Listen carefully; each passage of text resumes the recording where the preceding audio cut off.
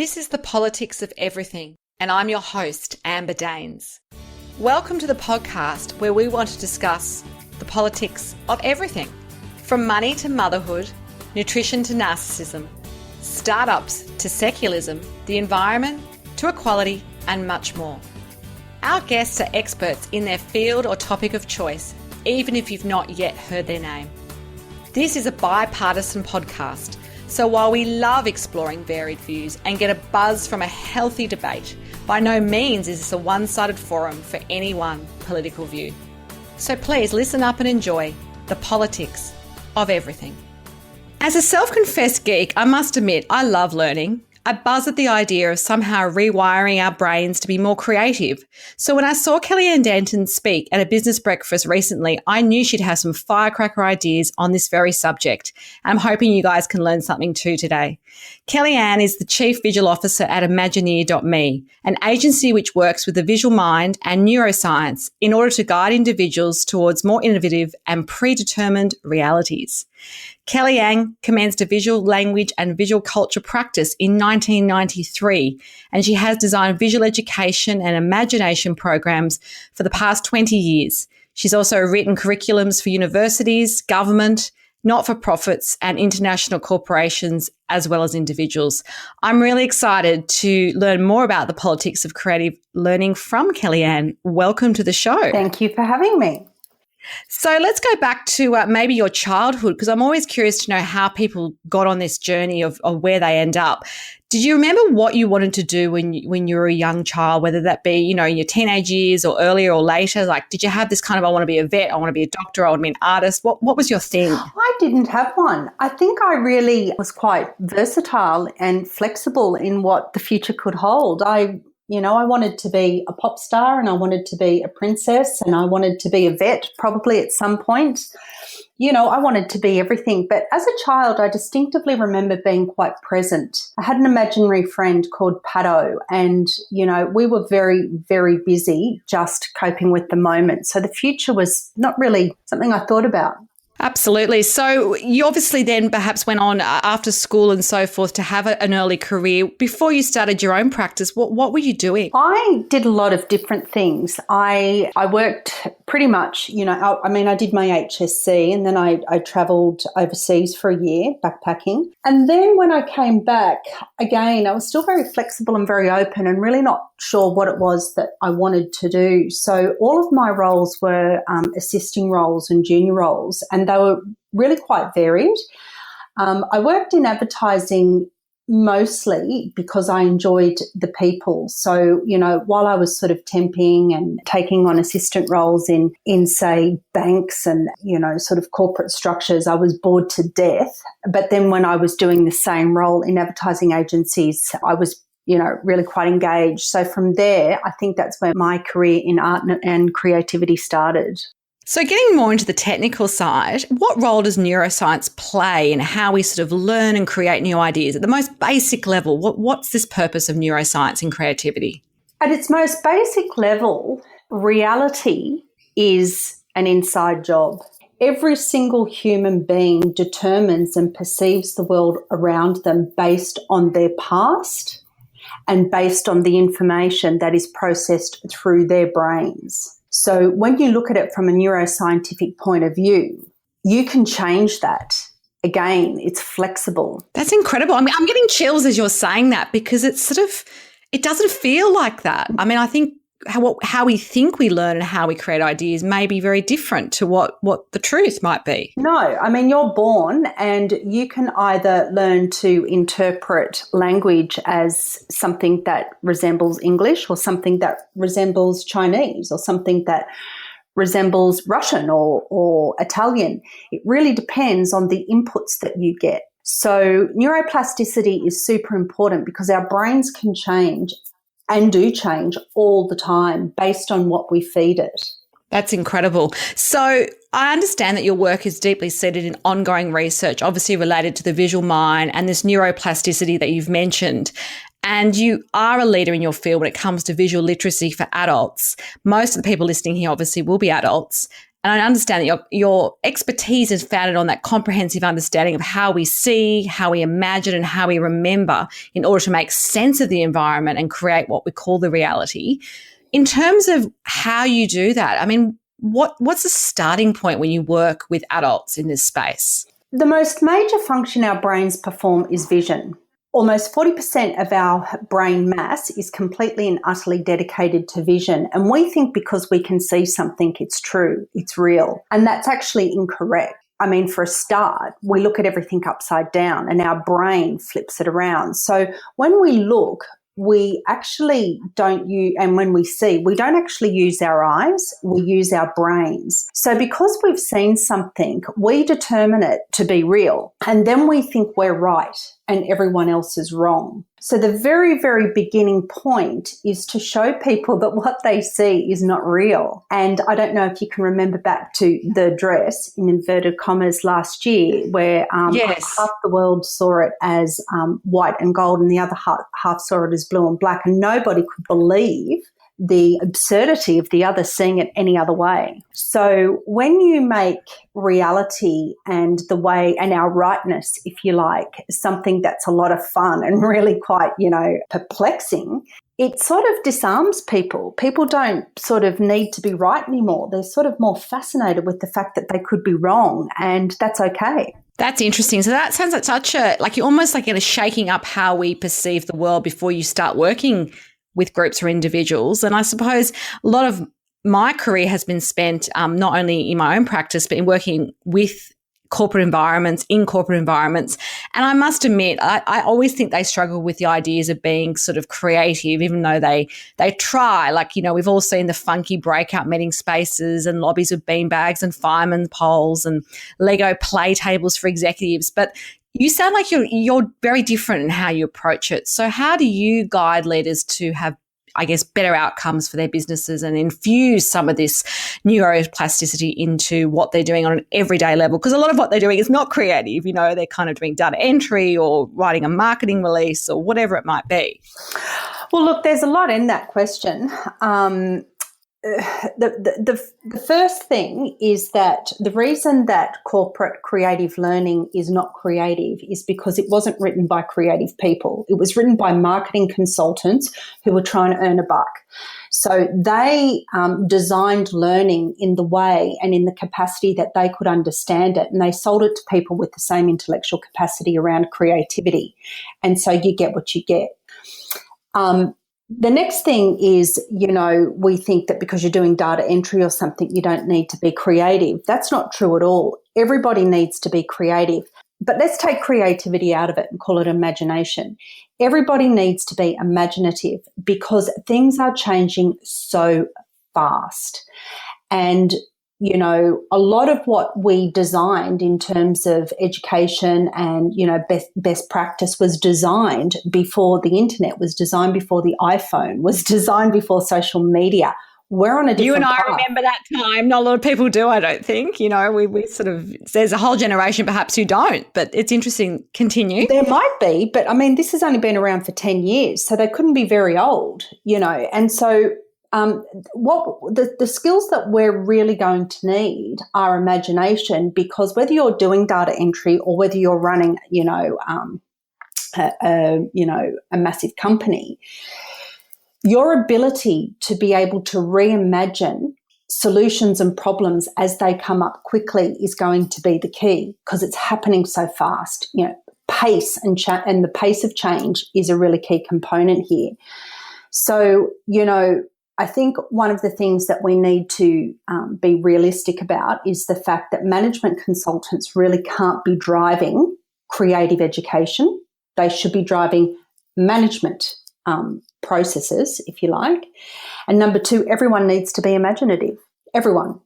And when you say everyone, that includes people who might consider themselves to be in non-creative industries. Absolutely. I'm guessing like accountants or, all those cliches come into it, I guess. But I mean, it doesn't matter where you sit in terms of how creative you think you are. Can anyone access this kind of learning? Every single person who is not a robot needs to be imaginative.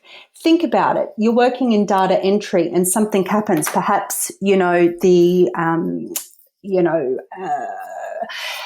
perhaps the system breaks down or there's a blackout or something like that, and you've got a deadline and you need to really act on your feet. You might be able to turn this around and use your imagination to solve the problem in a different way or do something else. But you don't just sit there and go, oh, that's it, end of story, the technology's failed. So it doesn't really matter where you are in the game. You have to be imaginative. And on a practical level, because obviously this is a program where we're going to have to use our imaginations to picture some of the things you're talking about, can you give us an example of how you might work with a corporate, whether it's be a big one or, an emerging, startup or something like that? How would you work with people who this is totally foreign with? What would you get them to do something different, not just play with Lego, but how would you actually get them to start to tap into this? Because like anything, I imagine it takes a while. It's a muscle that you have to keep using. So there's two ways I can see the answer to this question going. The first one is we're assuming that you can actually teach some of these organisations, or you get the opportunity rather to teach some of these organisations how to be creative.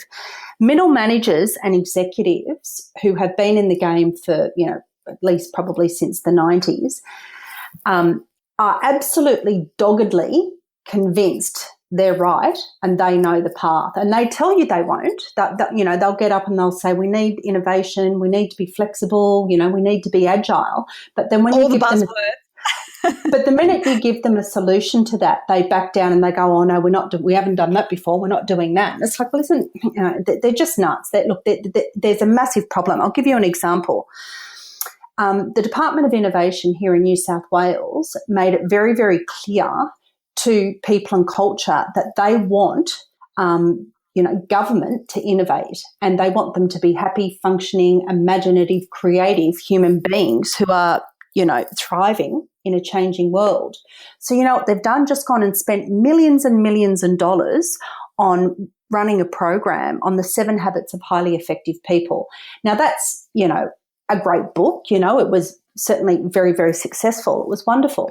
Feels very old, I have to say, but anyway. It was published in 1989. I mean, why are taxpayers' money being used to teach public servants how to follow a process that was designed in 1989, particularly when it's the Department of Innovation? Now, the reason that decision was made because the executives who are stuck in the 90s make those decisions.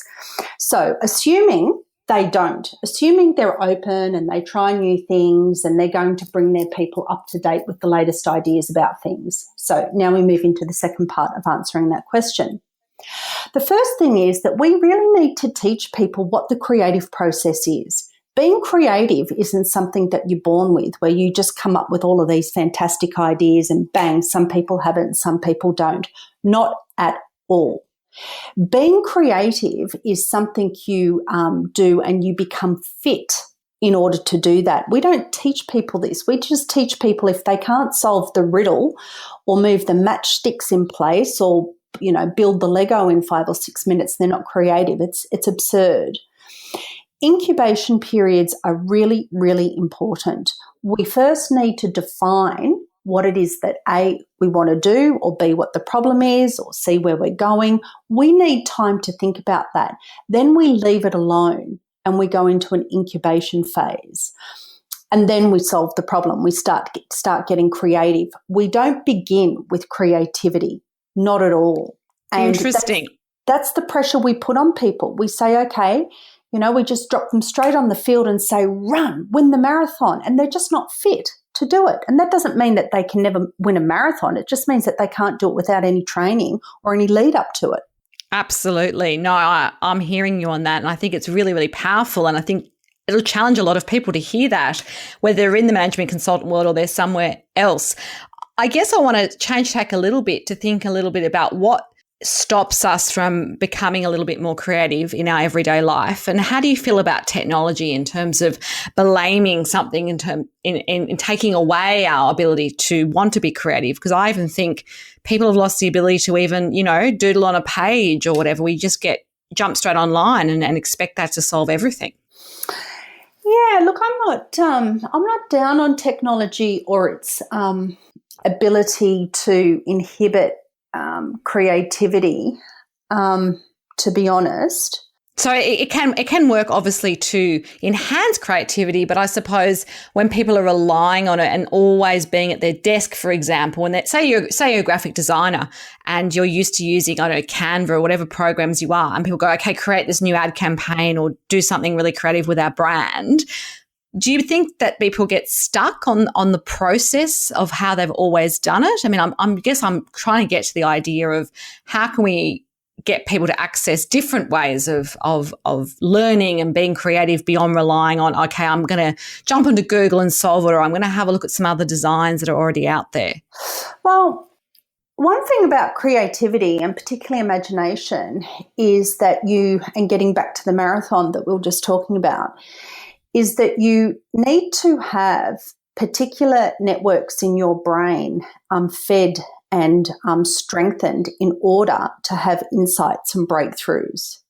So if you're doing work on a computer, see, when you're in Canva, you're probably designing and being quite engaged in your subconscious anyway. You're probably moving things around and thinking about them, but thinking other things, and you're not really in what we call the executive attention network, the process-driven mind. If, however, what you're doing is filling out a spreadsheet or booking hotel and flight and accommodation for a holiday, or returning emails and thinking about what you're going to write, you're not being creative actually, because you're using a completely different part of your brain. So for me, the way I see it, the technology is really not the issue. The amount of time that you allocate to yourself to move out of a process-driven mindset and into a more, what we call the default mode network, but a more imaginative, free subconscious network in the brain and mindset is what determines whether that technology is actually going to be good for you or not good for you. That's great. That really satisfies me for that question. I did really want to ask you that, because I think there's so much reliance on technology, and I guess that leads to my next question. And I'm a mum of two children, so I'm probably have vested interest here. But teaching our children to enhance their creativity is something that I'm all about.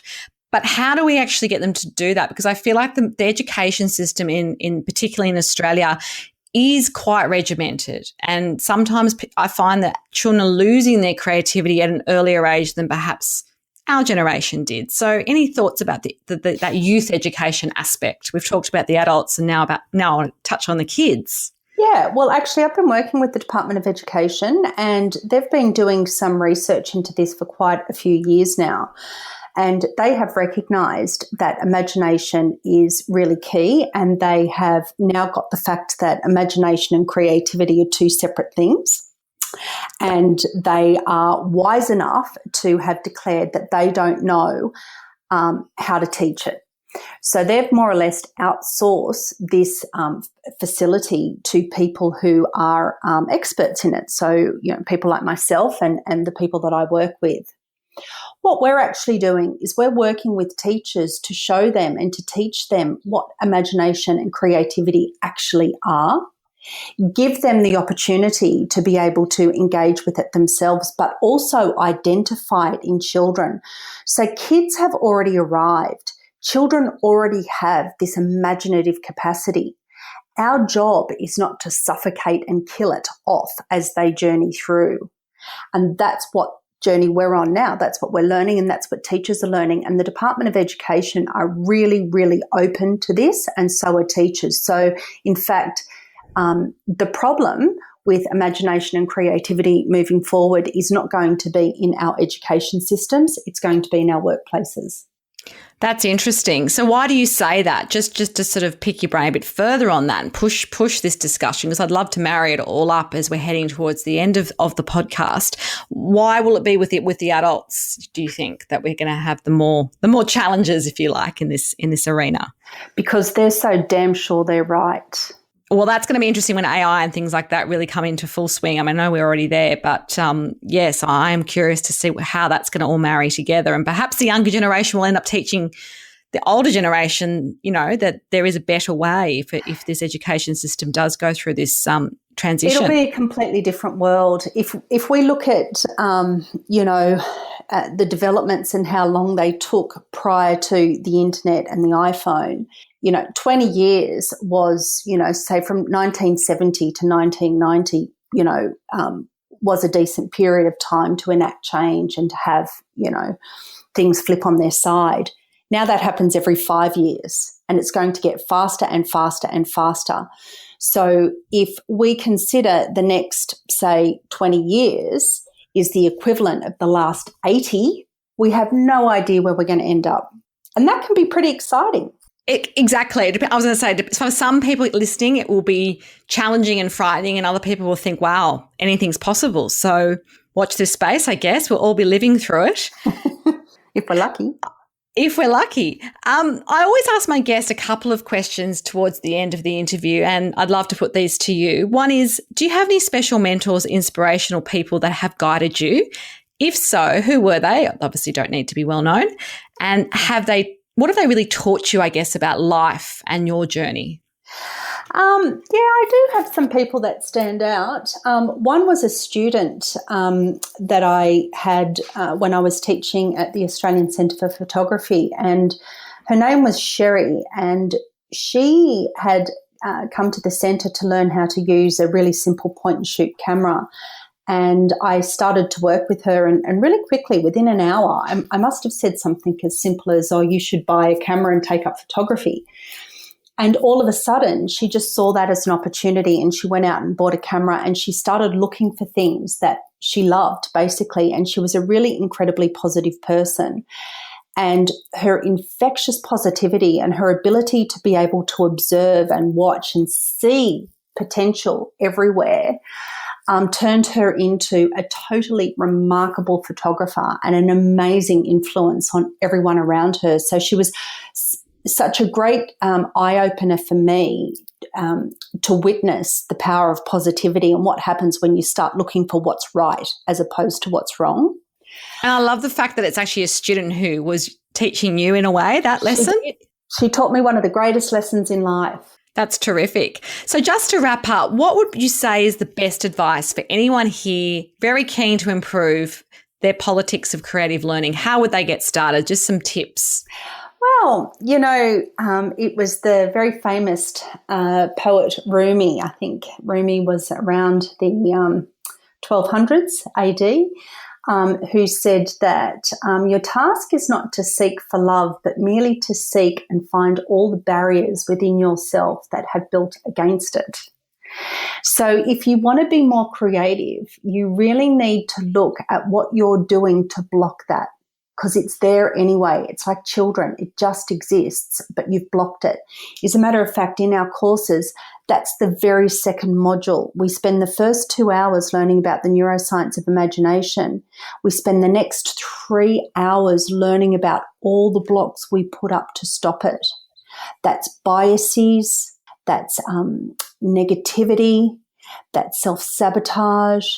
So if you want to get creative, it doesn't matter how many tricky things you do and how many cute things you do and how many courses you go on, you will never, ever arrive until you remove those blocks. You've got Absolutely. to get out of your own way. I love the fact that you just shared a little bit about what you do teach, and that's a perfect segue to let everyone know that if you do want to connect further with Kellyanne, we'll have some details on our show notes. It's been totally fascinating. So much we could have discussed, but I think you've been really great at articulating what the politics of creative learning is all about. Thank you so much for your time, and everyone listening, until next time, keep well. Thanks for listening today. If you've enjoyed the politics of everything, we thrive on feedback. So please add a short review and share the podcast with your network, your friends and family. I'm also always on the hunt for fabulous new guests. So if you've got a view to share and an idea how to get our listeners excited, please email me at amber@bespokecomms, that's BESPOKECOMMS.com.au, and we'll be sure to get back to you. Until next time.